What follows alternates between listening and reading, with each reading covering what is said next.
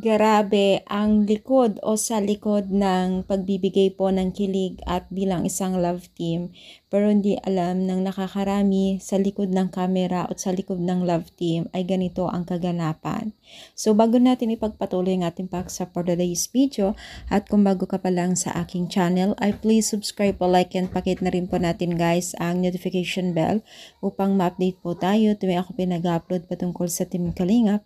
And please support po natin ang buong Team Kalingap, lalong-lalo na po kila Kalingap Rab at Kuya Bal.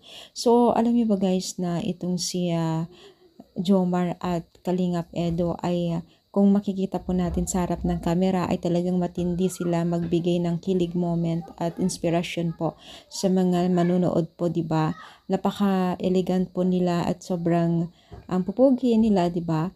Pero sa likod ng pagiging isang love team ay talagang hindi po masusukat ang kanilang kahirapan at you can see naman dito sa alarawan na ito kung paano yung hirap nila habang nagbubuhat, umulan, umaraw man at talagang ito po ay kasagsagan siguro ng bagyong Christine. Talagang pagod pa yan mga yan galing ibang bansa pero talagang nagtiwala sila sa sarili nila para lamang po makatulong din po sa mga netizens na salanta ng bagyo. Sobrang effort po ang ginawa nila, hindi lang effort sa pagpapakilig o pagbibigay ng inspiration, maging na rin po sa pagiging isang charity vlogger nila.